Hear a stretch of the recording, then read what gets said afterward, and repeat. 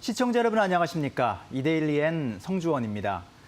당정이 코로나19로 인한 경제 위기를 극복하기 위해 3차 추가 경정 예산을 단일 추경으로는 역대 최대 규모로 편성하기로 했습니다. 홍남기 경제부총리 겸 기획재정부 장관은 오늘 국회에서 열린 당정협의회에서 정부는 오는 4일 국회에 추경안을 제출할 예정이라며 단일 추경으로는 역대 가장 큰 추경이라고 말했습니다.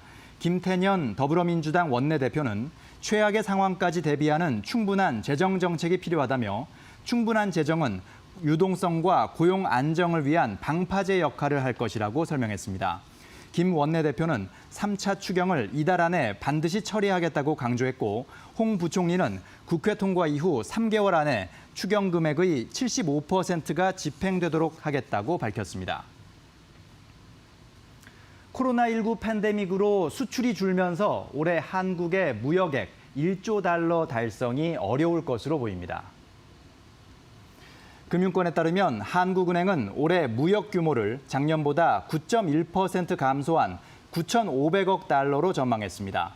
지난해까지 3년 연속 달성한 연간 무역액 1조 달러 기록을 올해 이어가지 못할 가능성이 커졌지만 내년에는 다시 연간 무역액이 1조 달러를 넘을 것으로 한국은행은 내다봤습니다.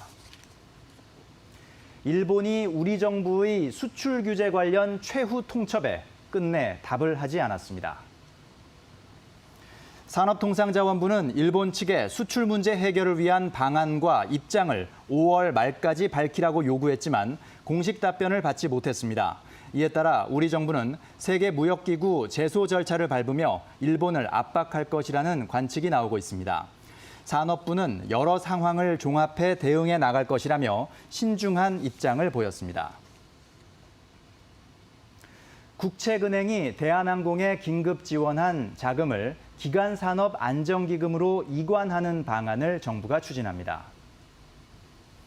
정부 관계자는 기간산업안정기금 가동 전에 국책은행을 통해 대한항공을 먼저 지원한 것이라며 대한항공 지원액을 기금으로 이관할 계획이라고 말했습니다. 앞서 산업은행과 수출입은행이 대한항공에 1조 2천억 원을 지원하기로 결정했던 것을 기금으로 전환하는 한편 이와 별개로 기금을 통한 추가 지원도 있을 전망입니다. 기간산업안정기금은 오는 4일 회의에서 기금 운용 방안 등을 논의할 예정입니다. 재무구조 개선과 투자 재원 확보를 위해 비핵심 자산 매각을 추진해오던 쌍용차가 서울 구로동 서비스센터를 1,800억 원에 매각했습니다. 쌍용차는 지난달 중순 매각을 위한 입찰을 진행해 우선 협상 대상자로 PIA를 선정하고 매각 협상을 진행해왔습니다. 쌍용차는 서울 서비스센터를 매각한 후에도 3년간 임대해 사용할 예정이어서 고객 애프터 서비스에는 문제가 없을 것이며 새로운 부지를 확보할 계획이라고 설명했습니다. 코스닥 상장사 알테오젠이 유방암 치료제의 임상 1상 시험 결과 유효성을 확인했다고 공시했습니다.